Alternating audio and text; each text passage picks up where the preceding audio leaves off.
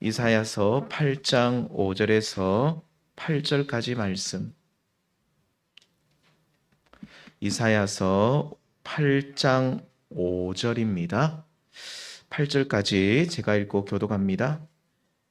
여호와께서 다시 내게 말씀하여 이르시되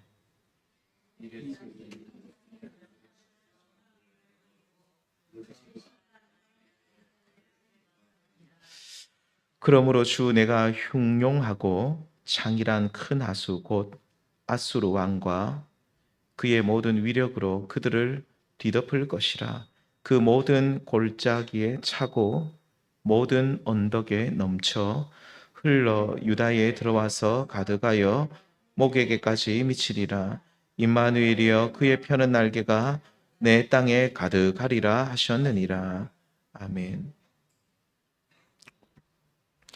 오늘은 실로아의 물이라는 제목으로 잠시 말씀을 나누겠습니다. 우리 요 하만하고 경남 지역은 지금 비가 너무 안 와서 지금 많이 힘듭니다. 실제로 저희 밀양 쪽, 울산 쪽 이런 데는 저수지가 지금 거의 다 마를 지경이라고 합니다. 그런데 이 좁은 땅덩이에서 또 저 중부 지방은 비가 와도 너무 많이 와가지고 조금 잘 안 믿어집니다. 제가 안 봤기 때문에 직접 위에 올라간 본 일이 없어서. 근데 진짜 비가 많이 왔답니다. 비가 많이 와서 또 거기는 이제 산사태도 나고 막 물이 넘쳐가지고 하천이 또 제방이 또 넘치기도 하고 이런 일도 있었는데, 그래서 비가 너무 많이 와도 문제고 또 반대로 비가 너무 적게 와도 문제죠.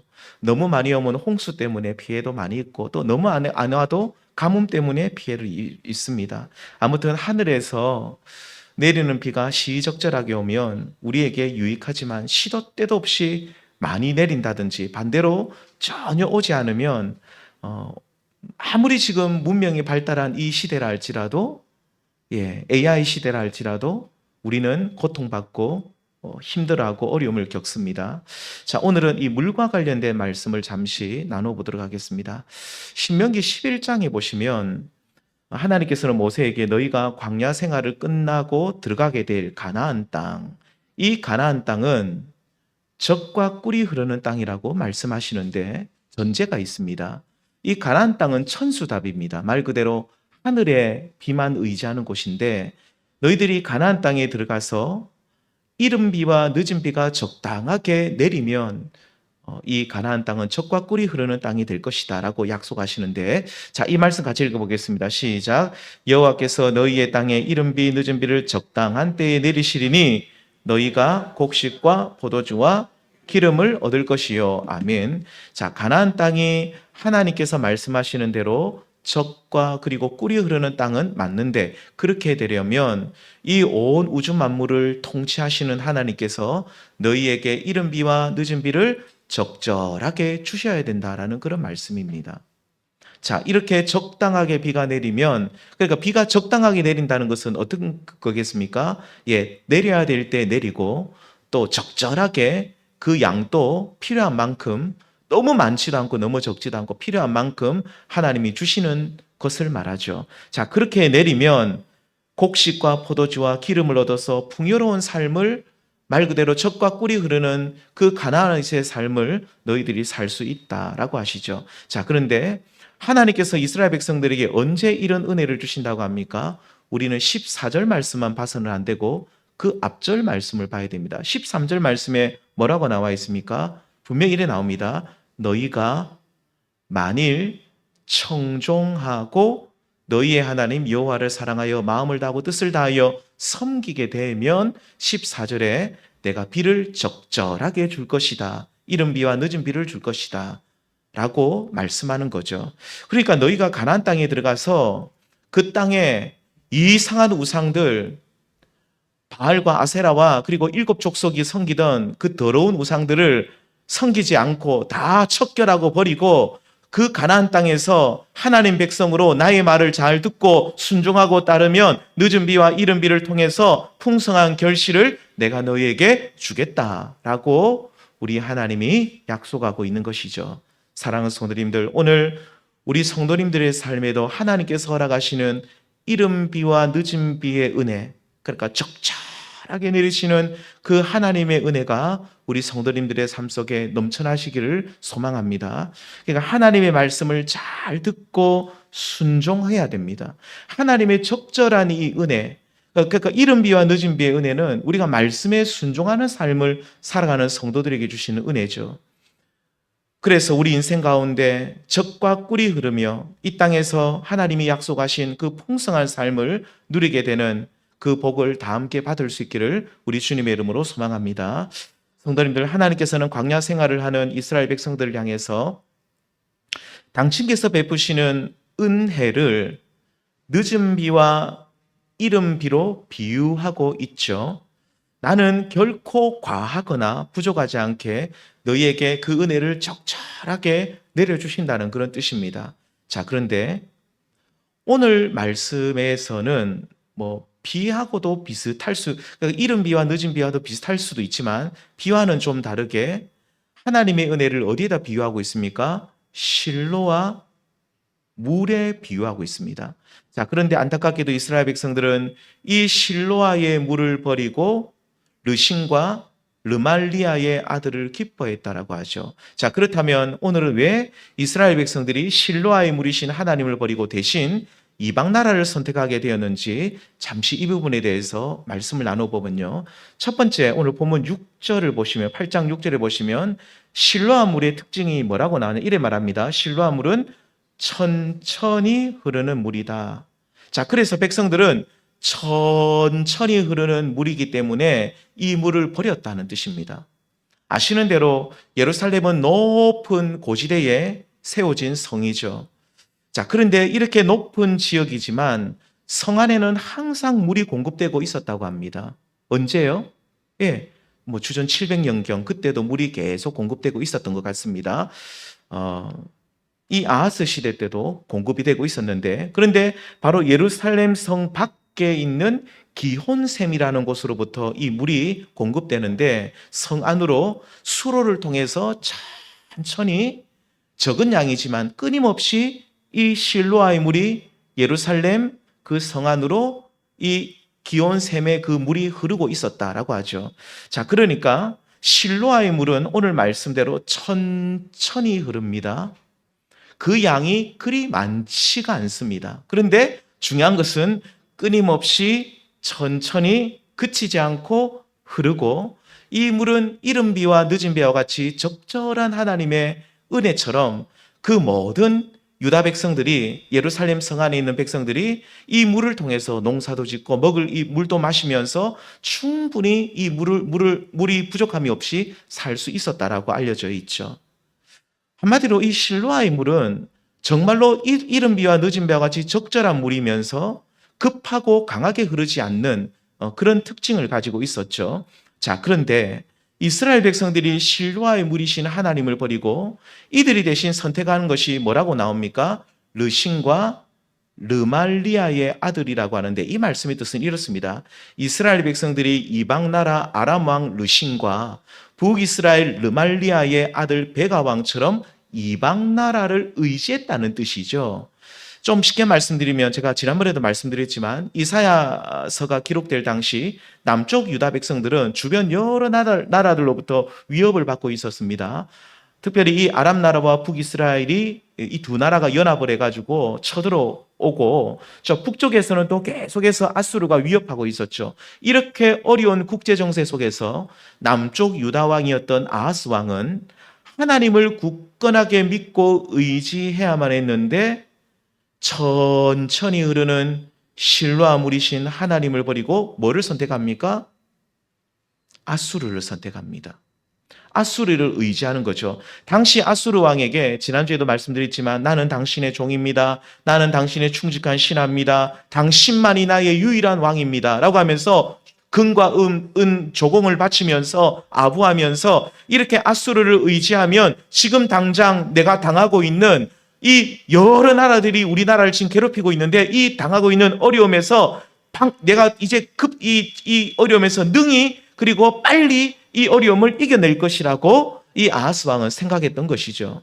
자, 그런데 그래서 7절 말씀 보면 아수르는 어떤 물이라고 표현하고 있습니까? 7절을 보십시오. 내가 뭐라 말합니까? 흉용하고 창이란 큰 하수, 곧 아수르 왕이죠. 흉용하고 창이라다는 말은 세차고 거센 강물이라는 뜻입니다. 우리 비가 홍수가 나면 강물 내려오는 거 보면 겁나죠. 막 그렇게 세차게 큰 강물, 좀 더 구체적으로 말씀드리면 아수르를 관통하고 흐르던 힘있고 거대한 유프라데스 강물을 말합니다. 아무튼 이 예루살렘으로 천천히 흐르던 실로아 물과는 너무나도 비교되는 크고 힘 있는 강한 물줄기라는 그런 뜻이죠. 유프라데스 강. 이게 제가 유튜브로 전에 유프라데스 강을 찾아봤습니다. 진짜 그런가 싶어가지고 저는 안 가봐서 이제 뭐 이란 쪽에 이렇게 흐르는 그런 물이라고 하니까 이라크 쪽에 흐르는 물이라고 하니까 보니까 진짜 돌산 사이로 물이 흐르는데 정말 거칠어요, 물이. 아, 이 물이구나. 근데 거기에 또 고기가 얼마나 많이 사는지 거기서 그물을 던져서 고기가 막 이만합니다. 고기도 잡아서 사람들이 먹고 그런 걸 봤는데, 자, 이렇게 이 유다의 아하스 왕과 그 백성들이 천천히 흐르는 실로아 물을 버리고 크고 힘있게 보이는 아수르라는 큰 하수를 의지했던 것은 어쩌면 당연한 선택처럼 보이죠. 이웃 나라의 위협 속에서 그들이 필요했던 것은 천천히 흐르는 물이 아니라 급하고 강한 물줄기를 가진 큰 강물이었기 때문이었죠. 성도님들, 문제는 이렇게 거대한 강처럼 보였던 아수르를 선택한 결과가 어떠했는가? 7절에 보시면 이래 나옵니다. 큰 하수 곧 아수르 왕과 그의 모든 위력으로 그들을 뒤덮을 것이라. 그 모든 골짜기에 차고 모든 언덕에 넘쳐난다. 그러니까 천천히 흐르는 실로아 물을 버리고 급하고 강한 강이었던 아수르를 선택한 유다 백성들은 그 강에 의해서 결국 삼켜버림을 당한다. 아무튼 그 물이 넘쳐 흘러가지고 유다를 집어 삼킨다. 이런 뜻입니다. 홍수가 나가지고 유다가 이제 멸망 직전까지 간다. 이런 뜻이죠. 역사적으로 보면 이 아하스의 아들이 누굽니까? 히스기야입니다. 참 신기하게도 하나님의 그 섭리겠지만 그 가장 악한 왕 아하스의 아들은 또 가장 선한 왕 히스기야입니다. 아버지를 안 닮았어요. 말씀에 어떻게 양육을 받아서 그렇다고 저는 보는데, 아무튼 이 히스기야 왕 때에 아수르 왕 사네립이 엄청난 군사들을 끌고 쳐들어오죠. 딱 예루살렘 성 하나만 남기고 다 점령해 버렸습니다. 자, 그렇게 아수르가 유다를 집어삼킨다는 그런 뜻입니다. 역사적으로도 이 말씀이 성취되었습니다. 자, 성도님들, 우리는 이 세상을 살아가실 때 항상 두 가지 갈림길에 서 있습니다. 자, 우리가 지금 천천히 흐르는 실로아의 물이신 하나님을 선택할 것인가? 아니면 큰 하수, 세찬 물줄기를 가진 아수르와 같은 이 세상을 의지할 것인가? 항상 우리는 갈림길에 놓여 있다라고 볼 수 있죠. 그런데 안타까운 현실은 많은 믿음의 사람들이라고 불리는 분들이 천천히 흐르는 실로아의 물이신 하나님을 버리고 대신 큰 하수처럼 보이는 창이란 물처럼 보이는 이 세상을 선택한다는 거죠.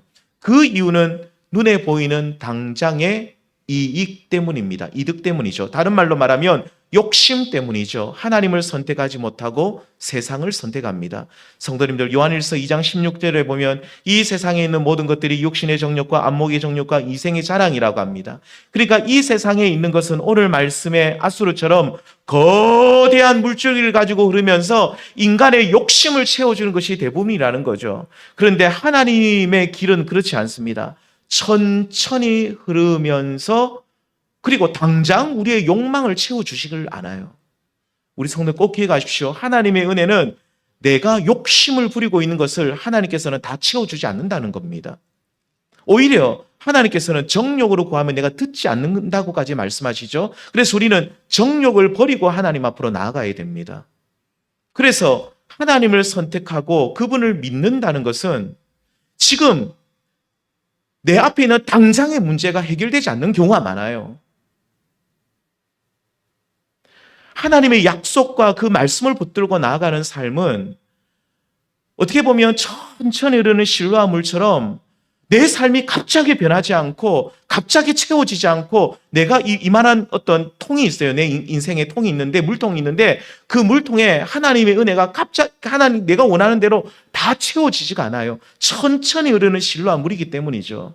그런데 세상은 창이란 물이라고 말합니다. 흉용한 물이라고 말합니다. 이 아수르 같은 이 세상은 우리의 어떤 그 물통을 급하게 다 채워줄 수 있는 것처럼 우리가 보입니다. 그러니까 많은 사람들이 내가 하나님을 선택하고 말씀을 선택하면 당장 내 인생의 문제가 해결되지 않기 때문에 사람들은 무엇을 선택합니까? 하나님 대신 실로와 물을 버리고 급하고 강한 물줄기를 가진 아수르, 이 세상을 선택한다 이 말입니다. 그런데 우리 성도님들, 우리가 믿음의 눈을 다시 들어서 육신의 정욕과 안목의 정욕을 버리고 하나님을 선택하게 될 때에, 그 말씀을 붙들게 될 때에 우리는 당장 좋은 것을 얻을 수는 없어도 우리는 하나님께서 주시는 하늘나라의 복과 은총을 누리며 살게 될 줄 믿습니다.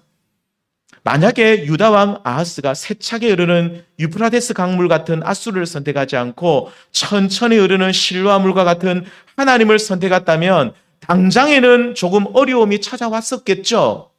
아수르가 지켜주지 않으니까 더 많은 어려움이 찾아왔을 수도 있겠지만 유다 백성들은 하나님의 온전한 보호하신 가운데 살면서 또 그의 후세대, 그의 아들 세대에 아수르의 이 사내립이 쳐들어와서 온 나라를 헤집고 다니면서 괴롭힘 당할 일이 아마 없었을 겁니다.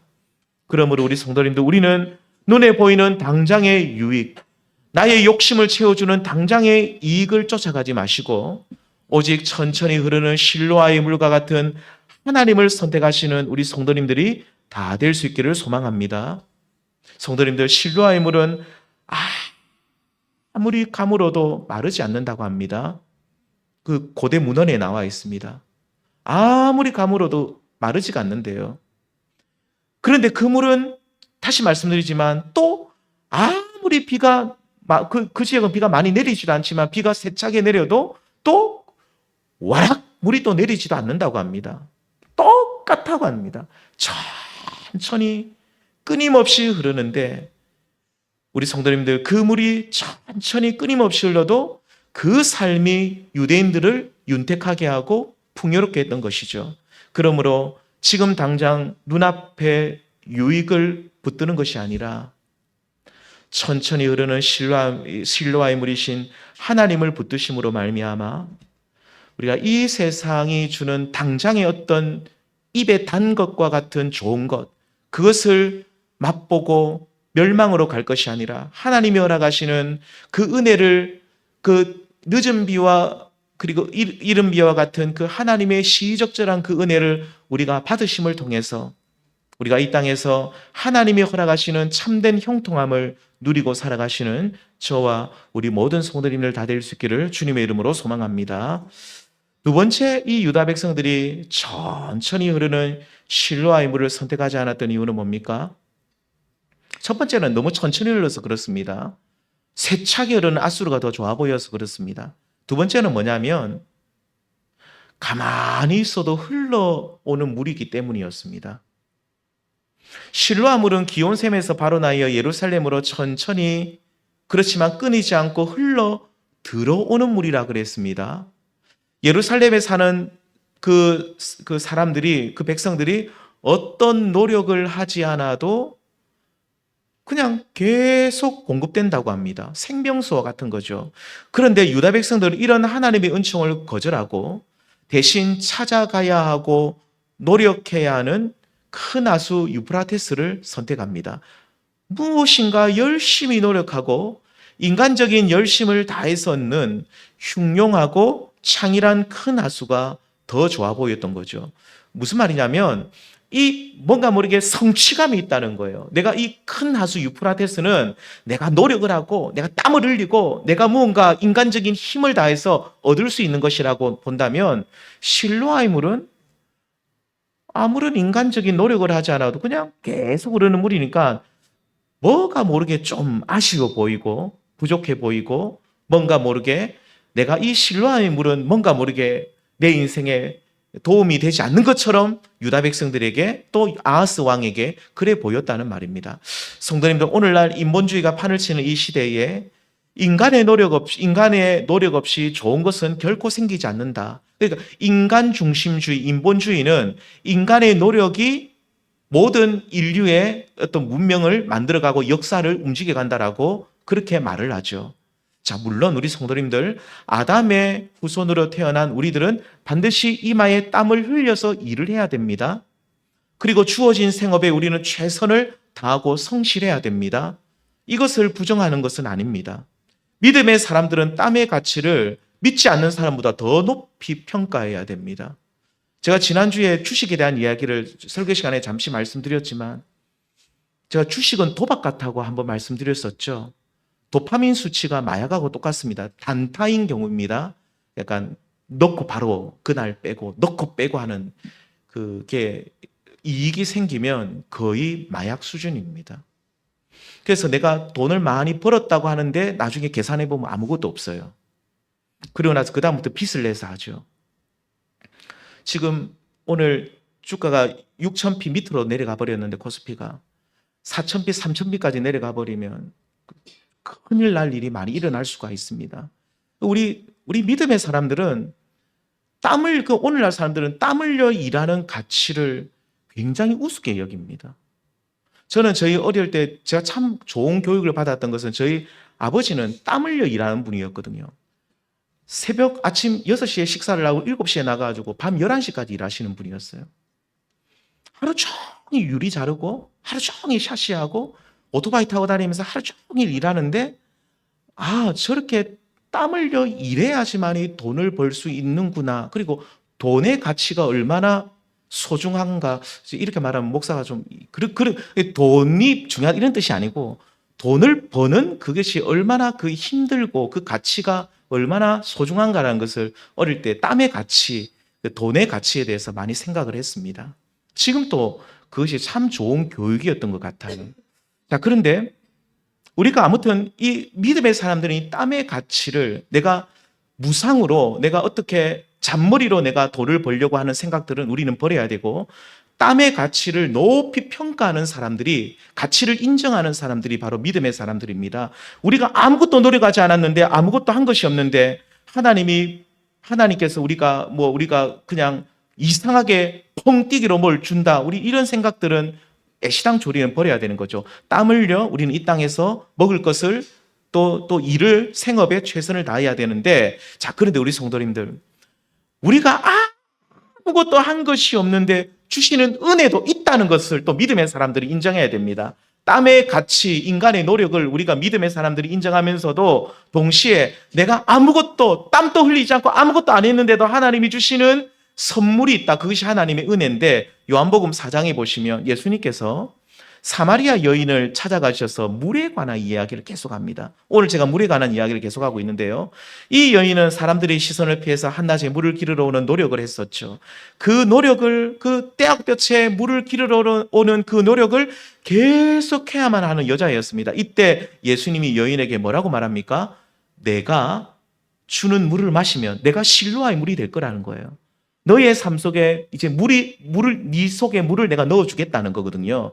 마치 기온샘의 물이 쭉 그냥 유다 예루살렘 성으로 들어가듯이 내가 생명수가 되어서 너의 삶 속에 물을 그냥 공급해 주겠다. 그러니 내가 주는 물을 네가 마시면, 내가 공급해 주는 물을 마시면 너는 영원히 목마르지 않을 것이다. 이때 여인이 뭐라고 말합니까? 그 물 저에게 또 좀 주십시오라고 간청하죠. 왜 간청합니까?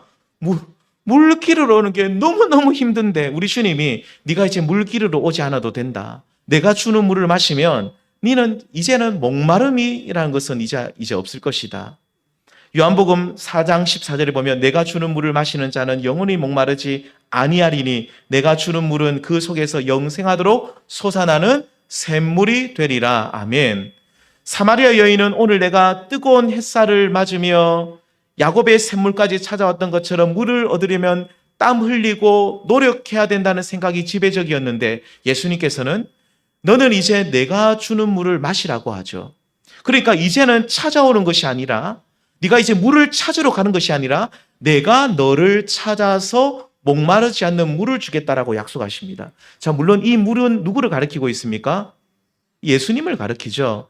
내가 너의 삶에 찾아갈 것이니 이런 뜻입니다. 내가 너의 삶에 찾아갈 것이니 네가 나를 믿고 네가 나를 받아들이고 믿으면 너는 영원히 목마르지 않는 영적 해갈의 은총을 누리게 될 것이라는 그 약속입니다.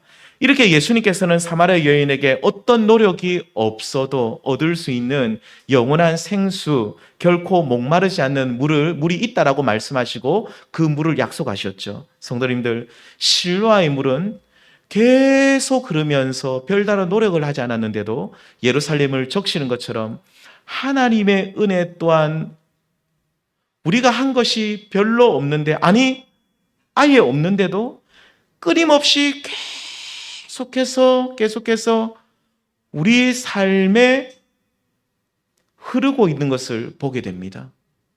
문제는 오늘날 노력해야만 좋은 것을 얻을 수 있다는 인본주의적 생각이 가득한 사람들은 이런 하나님의 은혜를 저버리고 자신의 노력으로 얻을 수 있는 창일한 하수와 같은 앗수르를 선택한다는 거죠. 마치 유다 사람들이 앗수르를 얻기 위해서는 유프라데스 강의 그 물을 얻기 위해서는 위험을 무릅쓰고 먼 여정을 해가지고 아수르 왕 앞에 엎드리고 아수르 왕 앞에 아부하고 금과 은을 주고 아수르 왕의 마음을 달래고 노력하고 공을 들여야 하는 것처럼, 그래서 뭔가 성취감을 느낄 수 있는, 그래서 많은 사람들은 천천히 흐르는 실로아 물, 내가 그냥 하나님의 은혜를 내가 만족하면 되는데 뭔가 모르게 내가 노력을 하고 애쓰고 힘써야 된다는, 그래서 뭔가 성취감을 내가 얻을 수 있는 이 세상의 길을 선택하는 것을 보게 된다, 이 말입니다. 성도님들, 우리는 이 땅의 위의 인생을 근면하고 성실하게 살아야 합니다. 그리고 우리는 공짜를 더더욱 좋아해서도 안 됩니다. 공짜 정신 없다는 외국 속담처럼 이 세상에 진짜로 공짜가 절대 없습니다. 하지만 하나님 나라에서는 공짜가 있습니다. 물론 예수님께서 말로 다 할 수 없는 큰 희생을 치르셨지만 우리 입장에서만 보면, 우리 측에서만 보면 우리는 아무것도 한 것이 없는데 전적인 하나님의 은혜로 우리는 구원을 받는 거죠. 하나님께서 내 삶에 찾아오셨고 나를 인도하셨고 교회로 불러주셨고 십자가의 사랑을 깨닫게 하셨고 하나님 나라를 은혜로 선물로 허락해 주신 거죠. 어느 것 하나 내가 노력해서 얻은 것은 없습니다. 내가 신앙생활하고 믿음의 길을 가고 있는 그 어떤 것을 보면서 이것은 내가 열심히 해서 그렇게 됐다라고 말하는 그 순간 우리는 그때부터 교만해지는 거죠. 그래서 사도 바울의 고백처럼 나의 나 된 것은 오직 하나님의 은혜밖에 없다는 거죠. 그런데 성도님들, 이러한 구원의 은혜뿐만 아니라 이 땅을 살아갈 때도 하나님께서 허락하시는, 그러니까 내가 노력하지 않았는데도 주시는 은혜가 있는 줄 믿습니다. 무슨 말이냐면 땀 흘려 일하는데, 세상 사람들은 땀 흘려 일한 것만 받으려고 하는데 우리는 땀 흘려 일한 것에서 플러스 하나님의 은혜라는 알파가 있다는 겁니다. 이러한 하나님의 은혜를 공급하는 방법은 여러 가지입니다. 출애굽기 12장에 보시면 이스라엘 사람들이 애굽에서 탈출할 때에 그들이 빈털터리로 나옵니까? 뭘 가지고 나옵니까? 부자가 돼서 나와요. 12장 36절에 보면 여호와께서 애굽 사람들에게 이스라엘 백성에게 은혜를 입히게 하사 금, 은, 폐물 모든 것을 다 가지고 나옵니다. 애굽은 당시 최고의 부자 나라였어요. 그 부자 나라 사람들에게 금, 은, 폐물을 다 가지고 나오게 합니다. 얼마나 가지고 나오는지 성경은 말하고 있지 않지만 그들이 32장에 가면 금송아지를 만드는 거 보면 그들이 엄청난 폐물을 가지고 나왔음이 분명합니다. 애굽 사람들을 쉽게 말하면 활딱 뺏기고 나왔어요. 그들을 알거지로 만들고 나왔다는 거예요. 엄청나게 많은 것을, 물론 그래도 애굽은 엄청난 부자지만 그만큼 많은 것을 가지고 나왔어요. 이 이스라엘 백성들이 아무것도 한 것이 없어요, 자기들은. 근데 하나님이 전적으로 그들을 하나님의 그 언약에 따라서, 약속에 따라서 구원해 주시고, 그리고 그들은 아무것도 한 것이 없는데 나올 때에 애굽 사람들이 땀 흘려 일한 그것을 하나님이 그냥 선물로 주세요. 그들이 그 애굽 사람들이 열심히 모은 것을 또 가지고 나오게 하십니다. 때로는 우리가 이 오늘 누군지는 모르지만 하나님께서 내가 전혀 알지 못하는 사람을 통해서 내가 열심히 일했는데 또 플러스 알파의 은혜를 주실 수가 있고, 우리 가족을 통해서 그렇게 주실 수도 있고, 내가 잘 아는 지인을 통해서 또 하나님의 특별한 은혜를 내가 누릴 수도 있다는 겁니다. 성도님들, 이렇게 우리는 내가 노력하지 않았는데 주시는 하나님의 은혜가 우리 가운데 있는 줄 믿습니다. 우리 믿음의 성도는 이걸 믿어야 됩니다. 그래 신앙생활 할 맛이 안 나겠습니까? 우리가 열심히 노력을 했는데 노력한 것만이 아니라 하나님이 내가 말씀대로 살고 순종하는 삶을 살아가고 믿음 생활 열심히 하고 그러면서 땀 흘려 열심히 일하는데 믿는 사람하고 안 믿는 사람하고 뭔가 달라야죠. 이 세상에 안 믿는 사람들은 인본주의로 물든 아수르와 같은 이 세상을 선택하고 창이란 그 물을 자기들은 선택하지만 우리는 우리의 삶에 천천히 우리는 실로아의 물과 같은 하나님을 선택한 우리는 그 우리의 삶을 이렇게 적시는 하나님의 은혜가 있는데 내가 일한 것만큼 분명히 1 더하기 1은 2가 되는데 하나님이 3이 되게 하시고 4가 되게 하시는 플러스 알파의 은혜가 있음을 믿고 우리는 하나님 그 실로아의 물과 같은 하나님의 은혜를 우리의 삶에 허락해 주옵소서라고 기도할 수 있기를 소망합니다. 성도님들, 아주 오래전 일이지만 제가 일본에 옛날에 단기 선교를 한 2주 정도 간 적이 있는데 그 센세이, 그 일본은 선생님도 센세이고 목사님도 센세이입니다. 그 목사님이 센세이가 하시는 말씀이 왜 일본 사람들은 그렇게 복음을 안 받아들이는가? 얼마나 예의 바른지 모릅니다. 딱 그 이제 가가호 방문하면서 이제 사형리 전도질 일본어로 된 걸 그때 거의 다 외웠습니다. 외워가지고 들고 가서 이제 쭉 읽어주면 하이 하면서 얼마나 잘 읽는지. 그래 기모노 입은 그 일본 남자들이 왜 제 앞에서 무릎을 꿇는지는 모르겠어요.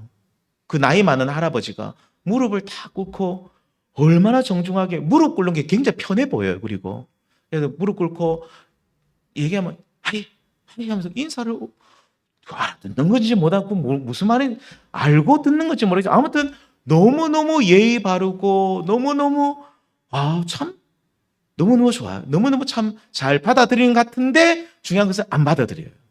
그래서 그 목사님이 센세이가 하시는 말씀이 왜 일본 사람들이 복음을 안 받아들이는가? 자기가 생각할 때는 일본 사람들의 아주 그 특징 중에 하나가 공짜를 굉장히 싫어한답니다. 우리 대한민국 사람들은 공짜라면 양잿물도 마시죠. 너무너무 공짜 좋아합니다. 그래서 우리 지난번에 어디 여성 가족부입니까? 거기서 공짜 생리대를 그 공공기관 그때 뒀잖아요. 내가 기가 차더라고요. 5분 만에 다 사라졌답니다. 꽉 채워놨는데 오메 가면 막 필요 없는데도 할머니들 그거 왜 들고 갑니까? 막 이만큼 다. 내가 저런 걸 왜 하나? 우리나라 사람들 공짜라면 저걸 왜 하지? 저 돈으로 그냥 진짜 어려운 사람들 그냥 그 어려운 가정들 이제 애들 청소년들한테 그렇게 공급해 주면 되는데 왜 저런 쓸데없는 짓을 하죠? 좀 진짜 이해가 안 되더라고요. 우리나라 사람들 진짜 공짜 좋아하잖아요. 아시죠? 너무너무 좋아하거든요. 근데 일본 사람들은 공짜를 싫어한답니다. 그래서 예수님을 믿으면 구원받는다면 우리가 뭐 해야 되는지 아무것도 할 것이 없다 그러면 어떻게 그렇게 해서 구원을 우리가 받냐요? 우리가 아무것도 한 것이 없는데 어떻게 그 천국을 우리가 선물로 받냐요? 자기들의 이성으로 자기들의 그 민족성으로는 이해가 안 된대요. 그래서 선교사들이 아무리 설명을 해도 하나님의 은혜를 아무리 설명을 해도 머리로 받아들이지를 못하니까 말씀을 받아들이지 못하니까 다 쳐낸다고 합니다. 제가 가만히 듣고 나니까 그 말이 맞아요. 근데 또 우리나라 사람들은 다시 한번 뭘 좋아합니까? 공짜를 좋아하잖아요. 그러니까 하나님의 은혜를 가만 생각하면 잘 받아들이는 것 같아요. 왜? 좋아하잖아요. 근데 성도님들, 공부하는 학생들도 우리는 최선을 다해야 되죠. 그런데 우리 성도님들, 플러스 알파가 있는데 바로 하나님의 은혜입니다. 똑같이 공부하고 노력해도 믿는 성도들에게는 하나님의 은혜가 있다는 거죠. 그래서 하나님 중심으로 공부할 때 더 좋은 결과를 주십니다. 저는 우리 작은 아이가 이번에 성적이 나왔는데 아들아, 너는 진짜로 기도하는 것밖에 없다 그랬어요. 예. 성적이 너무 좋으면 진짜 창이란 오늘 이 유프라테스 강처럼 막 흘러 넘쳐가지고 어느 대학을 다 넣어도 될 만큼 좋으면, 그래죠. 참 그렇게 되면 감사할 일도 하지만 그렇게 되면 참 하나님을 의지하지 않으니까, 그렇죠. 우리에게 부족한 것이 있으니까. 그래서 진짜 기도해야 되는 거죠. 이게 우리가 기도하면 또 하나님께서 플러스 알파의 은혜를 우리에게 주신다는 거죠. 여기인 것 같은데 좀 더 높은 데 들어갈 수도 있다는, 저는 그래 믿습니다. 우리가 사업을 하는 것도 직장 생활도 마찬가지라고 봅니다. 믿지 않는 사람들은 열심히 일하고 최선을 다하고 인본주의죠. 내가 땀 흘려 일한 만큼만 어떻게 보면 아니면 편법을 쓰든지 그렇게 하죠. 그런데 우리는 정말로 정직하게 믿음의 사람들을 성실하게 올바르게 일하면서 내가 이 세상 사람들처럼 창이란 호수와 같은 앗수를 선택하지 않고 내가 정직하게 최선을 다하지만 우리는 그래도 믿는 구석이 있다는 거죠. 뭡니까? 우리는 편법을 쓰지 않는 이유도 왜 그렇습니까? 우리가 정직하게 할 수 있는 이유는 왜 그렇습니까?